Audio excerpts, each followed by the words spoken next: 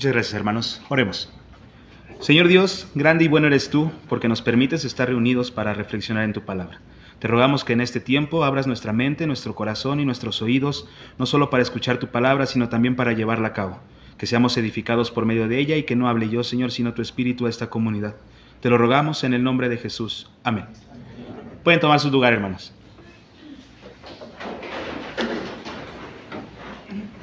Cuando planeaba el tiempo de las noches invernales, estábamos comenzando el Adviento, el último domingo de noviembre, y decía yo, bueno, tengo mucho tiempo para preparar la Semana Santa.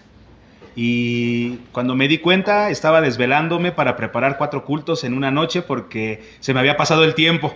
Y de repente ya no me di cuenta ni cuándo se había llegado la Cuaresma, la Semana Santa. Después celebramos la resurrección y hoy ya han pasado 7 domingos que hemos proclamado que Cristo ha resucitado. Sin darnos cuenta, hemos vivido mes y medio celebrando la resurrección del Señor y hoy es el último domingo donde vemos nuestro santuario vestido de blanco, para después darle paso al color rojo que representa la pasión y el fuego del Espíritu Santo, y después vivir un largo tiempo viendo el color verde en medio de la esperanza del reino de Dios, hasta que volvamos a comenzar nuestro año litúrgico durante el Adviento, en el último domingo de noviembre. Y hoy, para terminar con este tiempo de Pascua, celebramos la ascensión del Señor. Este día, después de 40 años, que tradicionalmente se celebra o se celebraba el jueves anterior, pero nuestra tradición metodista, al ser una tradición eclesial más dominical, lo ha trasladado al último domingo de Pascua. Y con esto damos cierre a este tiempo de celebración, de regocijo, en el cual hemos proclamado y que seguiremos proclamando, aunque se acabe el tiempo litúrgico, que Cristo ha resucitado verdaderamente. Y hoy la escena que leemos en el Evangelio de Lucas, la leemos con una mezcla extraña de emociones. Los discípulos han pasado por el miedo, por la decepción, por el desconcierto y por el duelo. Ellos han sido testigos de cómo Jesús se ha despedido amargamente en una cena de amor, pero también ha dicho: alguien me va a traicionar. Lo han visto dolerse por el dolor de la traición, lo han visto sudar gotas como de sangre en medio de un clamor en el que le decía: Padre, si es posible que pase esta copa de mí, pero que no sea mi voluntad sino la tuya. Lo vieron ser arrestado, lo vieron ser condenado y crucificado. Después escucharon rumores sobre una tumba vacía y supieron que se le apareció a uno o a otro hermano, a los caminantes de Maús, llegó en medio con Tomás, y hemos caminado a lo largo de estos 7 domingos de Pascua viendo cómo el Señor ha restaurado heridas, ha restaurado relaciones y ha restaurado esperanzas con su resurrección.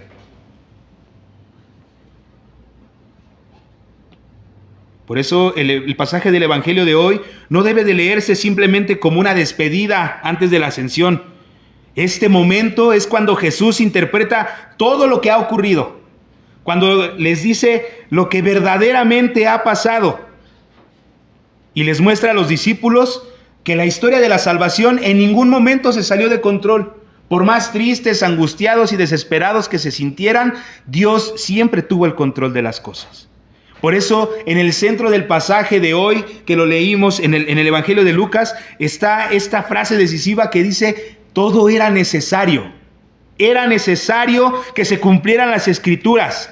Era necesario que el Cristo padeciera. Era necesario que el arrepentimiento y el perdón de los pecados se predicara a todas las naciones. Todo el texto gira alrededor de esa necesidad divina. Pero debemos de ser muy cuidadosos, hermanos y hermanas, de que Jesús, cuando dice de que todo esto era necesario, no estaba hablando de un destino ciego, no estaba hablando de fatalismos cruel, como mucha gente allá afuera proclama y dice que a Dios se complace del dolor y disfrutaba de ver a su hijo sufrir. Debemos de tener mucho cuidado con aceptar o con abrazar esas interpretaciones. Tampoco significa que Dios disfrute del sufrimiento humano, ni de que todas nuestras tragedias estén justificadas por la voluntad divina. Lucas habla de que la fidelidad de Dios a su propósito en medio del plan de salvación actúa y se cumple aún en medio del pecado, de la violencia y de las injusticias humanas. Y era necesario que los discípulos entendieran esto porque seguían interpretando la historia de la salvación desde criterios humanos.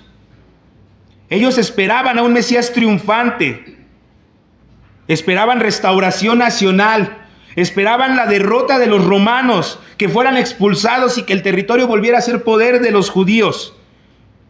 Les enseñaba yo a la iglesia durante la Semana Santa y decíamos, ¿qué sentía Jesús cuando entraba en Jerusalén mientras todos hacían fiesta y gritaban Hosana? Y Cristo sabía que ese era el inicio de su camino hacia la pasión y el sufrimiento. ¿Qué sentía Jesús en medio de una cena donde sus discípulos lloraban porque no entendían por qué se despedía tan amargamente? Y él sabía que uno de los discípulos, al que también amaba como a los otros 11, lo iba a traicionar.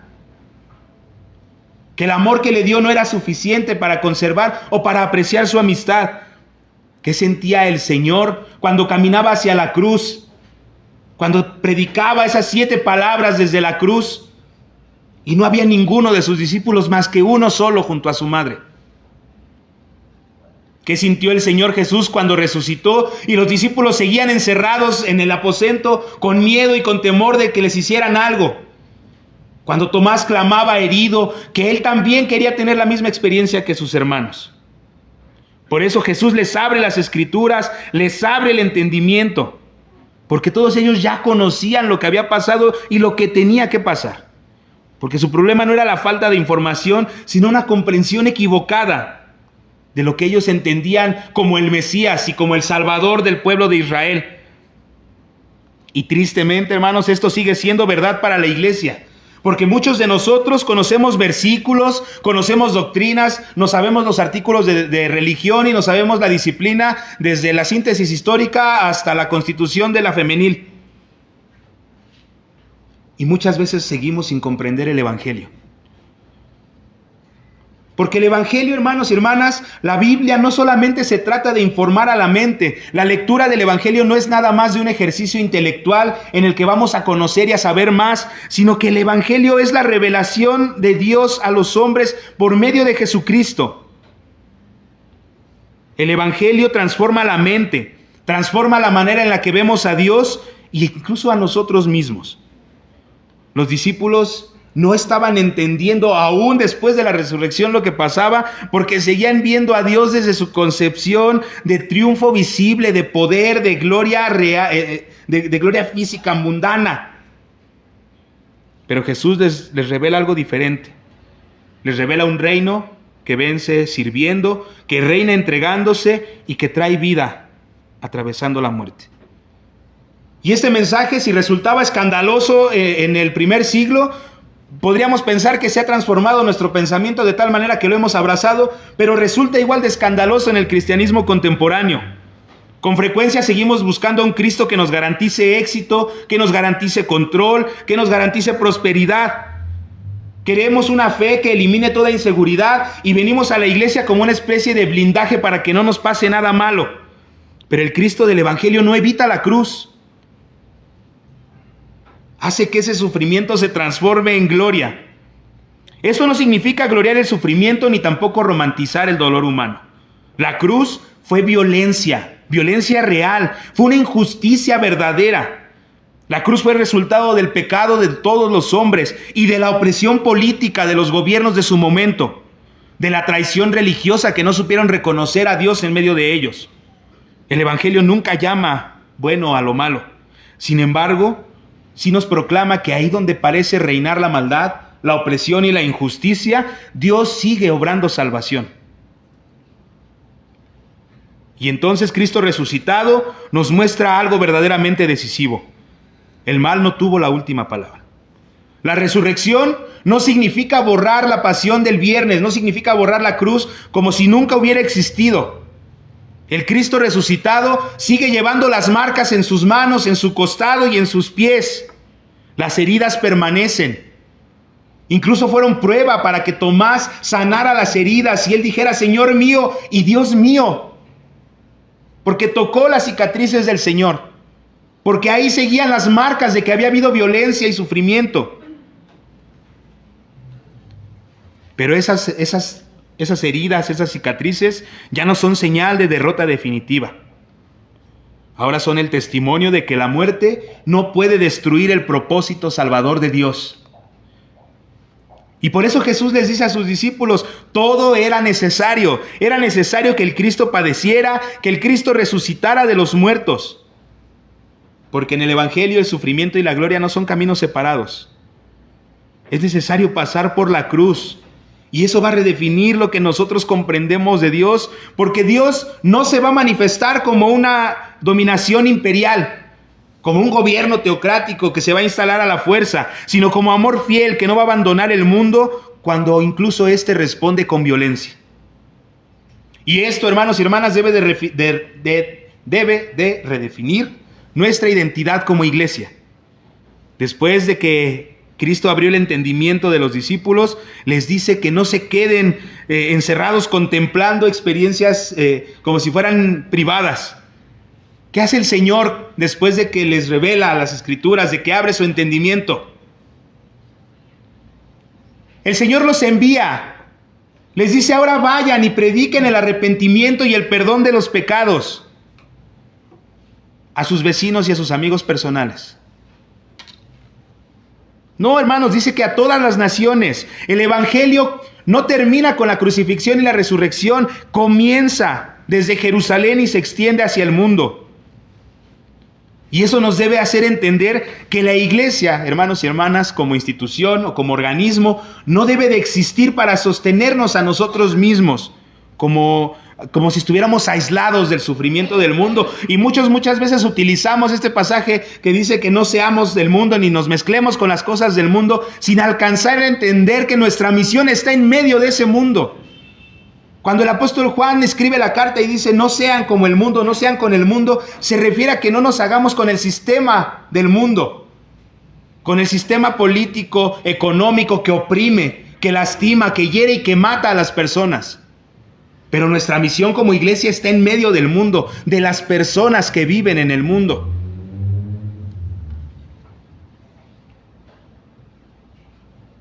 La iglesia existe para anunciar el perdón, la reconciliación y la esperanza del reino de Dios. En el Evangelio el perdón siempre está conectado con la restauración de vida. Jesús anunció buenas noticias a los pobres, dignidad para los que son excluidos, misericordia para los pecadores, abrazó a los que no eran incluidos y liberó a los que eran oprimidos. Y lo veíamos hace 2 o 3 domingos cuando decíamos: y obras más grandes que estas harán. La iglesia no se puede limitar solamente a hacer el culto, a preservar tradiciones, sino que está llamada a entregar el Evangelio en medio de un mundo herido, a llevar salvación y liberación a donde no la hay, a abrazar a las personas que nunca han sido abrazadas y a dignificar a los que siempre han sido humillados. Sin embargo, Jesús sabe que nosotros no podemos cumplir esta misión por nuestras propias fuerzas. Y les dice a sus discípulos: quédense en Jerusalén hasta que sean investidos por el poder de lo alto. Y eso es algo que celebraremos el próximo domingo. Curiosamente, este año, el mismo día se celebra el día de Pentecostés y los metodistas recordamos la experiencia del corazón ardiente. La iglesia nace dependiendo del Espíritu Santo. Y es importante que lo tengamos muy claro, porque muchas veces confundimos la misión cristiana con nuestras estrategias, con nuestras estructuras, con nuestros recursos. Pero la obra de Dios no descansa sobre nuestras capacidades, no descansa sobre nuestros planes locales, no descansa sobre nuestros calendarios de programa. La misión de Dios descansa, es obra del Espíritu Santo, quien nos sostiene, que nos transforma y que nos envía. Por eso les decía hace un momento, el poder de lo alto no es un espectáculo religioso. Más adelante el evangelista Lucas escribirá la segunda parte de su tratado, que conocemos como el libro de los Hechos de los Apóstoles, y ahí veremos cómo este poder de lo alto va a permitir a los discípulos predicar con valentía y perseverar bajo la persecución, porque el Espíritu Santo no convierte a la iglesia en una institución que domina, la convierte en una comunidad que es testigo de la fe, de la vida renovada y de la salvación. Y es particularmente importante en estos tiempos donde muchas iglesias han confundido el Evangelio con el éxito que se ve, con el entretenimiento religioso, con el prestigio social. Y no pueden estar más alejados de lo que es el verdadero Evangelio. Porque la iglesia recibe el poder de Dios no para hacer un show, no para hacer paramaya de Él, sino para servir y para amar a los demás. Lo decía Juan Wesley, no hay santidad sino la santidad social. El mismo Cristo que asciende es el Cristo crucificado. El Cristo que se entregó y que murió por cada uno de nosotros. Y nosotros, insisto hermanos, usando las palabras del Evangelio de hace 3 semanas, haremos obras mayores que estas. Estamos llamados a hacer obras mayores que estas. Y entonces al llegar a la ascensión, Lucas narra que Jesús levanta las manos y los bendice. Y mientras los bendice, el Señor es llevado arriba. Jesús asciende bendiciendo. Sus últimas palabras no son de condena, sino de gracia. Y los discípulos, según el relato del Evangelio, responden con adoración y con alegría. Esto es sorprendente porque uno esperaría tristeza por la partida de Jesús. Pero el Evangelio de Lucas termina diciendo que regresaron a Jerusalén con gran gozo. ¿Por qué creen ustedes, hermanos y hermanas, que no estaban tristes por extrañar al Señor? Porque ya no lo iban a ver, porque ya no iban a poder platicar con Él, porque ya no iban a compartir comida. Unos versículos atrás de esta porción se narra cómo comparten la última comida con ellos, un pescado y un panal de miel. Los discípulos regresan con gozo porque finalmente comprendieron que ver al Señor ascender no significaba que los estaba abandonando. Jesús no estaba desapareciendo del mundo, sino estaba siendo exaltado como su Señor. Por eso al ver la ascensión no debemos de verla como la despedida de Jesús hacia el cielo, sino debemos de ver como una experiencia que nos brinda un Cristo que reina y que continúa actuando mediante su Espíritu Santo. En el mundo romano, el título Señor, Kyrie, pertenecía al emperador. Y Lucas hacía una afirmación profundamente contracultural. El verdadero Señor de este mundo no es el César, sino el Cristo crucificado y resucitado. Y ese Cristo no reina mediante violencia imperial, sino mediante misericordia, mediante verdad y reconciliación. Y tal vez aquí encontramos la palabra más importante para la iglesia el día de hoy. Muchas veces también nosotros miramos nuestra historia personal, vemos nuestras heridas, vemos nuestros fracasos, o incluso volteamos a ver el sufrimiento del mundo en las noticias, en el periódico, o simplemente caminando por la calle, y nos preguntamos, ¿dónde está Dios en medio de todo esto? La famosa pregunta que varios filósofos han refutado, ¿por qué Dios permite la maldad? Y los discípulos probablemente se hicieron esa misma pregunta después de la cruz. ¿Por qué Dios permite eso? ¿Por qué no hizo otra cosa? ¿Por qué no se bajó de la cruz? Si de verdad eres quien dices que eres, bájate de la cruz y bájanos a nosotros también. Pero la respuesta que nos da el Evangelio no es una respuesta simplona. No nos dice que el dolor no importe, no nos dice que la injusticia sea buena, ni tampoco que nos debamos de resignar de una forma pasiva a sufrir. Lo que el Evangelio proclama es que Dios puede abrir caminos de vida, incluso donde parece solamente haber muerte. Por eso, hermanos y hermanas, todo esto era necesario. No porque el mal sea bueno, sino porque Dios está llevando adelante su obra redentora en Cristo. La cruz no fue el final, la tumba no fue el final, la ascensión no fue una despedida, y la iglesia no fue llamada solamente para estar paralizada y encerrada por causa del miedo. La iglesia fue enviada a vivir como una comunidad que adora, que espera el regreso de Cristo, pero que también da testimonio de Él, resucitado y exaltado. El Evangelio de hoy nos llama a que estemos confiados en que aún en medio de la oscuridad, el propósito de Dios va a seguir avanzando. Después de esta escena, los discípulos entendieron que ni siquiera la cruz pudo impedir la obra de Dios.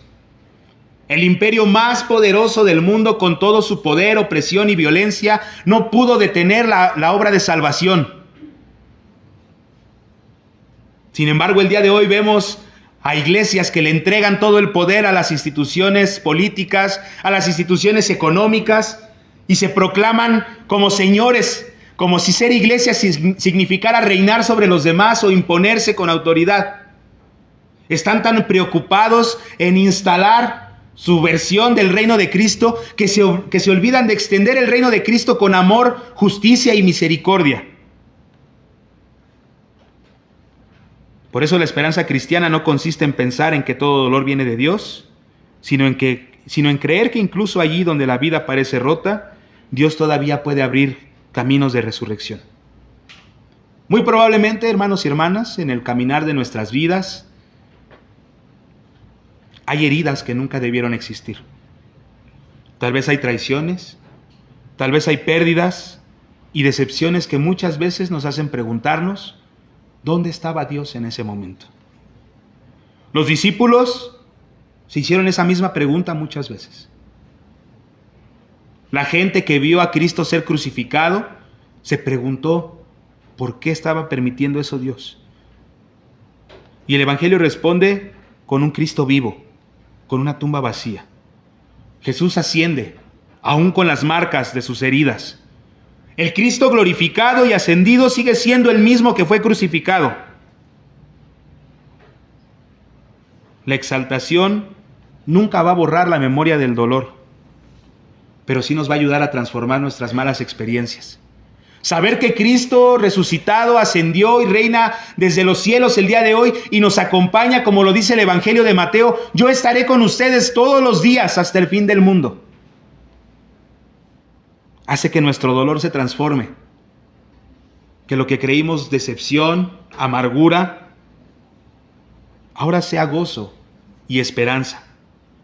Las heridas, hermanos y hermanas, nuestras heridas no van a desaparecer mágicamente, pero ya no van a definir nuestra identidad, ya no van a definir nuestro futuro, porque a partir de ahora, esa identidad nos la va a dar el Cristo resucitado, el Cristo glorificado que vive y reina desde los cielos y que no nos va a dejar solos hasta el fin del mundo. Y creo, hermanos y hermanas, que ninguno de nosotros alcanzamos a entender qué significa que Cristo esté con nosotros hasta el fin del mundo. Pero nuestro corazón debe de sentir una seguridad completa de saber que vamos acompañados por Él, que no nos ha dejado solos, que fue ascendido, pero que camina junto a nosotros todos los días. Oremos. Señor Dios, gracias te damos por tu gran amor y sacrificio por nosotros. Gracias, Señor, porque en medio de nuestro dolor, en medio de nuestra aflicción y en medio de todas las cosas que nos pasan, que nos hacen sentir tristes y agobiados, tú has vencido, Señor, a este mundo. Tú has sido exaltado y gloria y nos acompaña, Señor, todos los días hasta el fin del mundo. Y eso, Señor, nos ayuda a entender de una manera diferente este caminar de dolor y este caminar de angustia, Señor, para transformarlo en gozo y alegría, para transformarlo en misión como iglesia, para continuar caminando y exaltando tu reino, para amar, para servir y acompañar. Por eso te rogamos, Señor, que nos alientes, que nos fortalezcas y que nos impulses, para seguir siendo, Señor, la iglesia que tú deseas, para seguir siendo el pueblo que proclama tu nombre, no el que se enseñorea de los demás, sino el que le sirve. Te lo pedimos en el nombre de Jesús. Amén.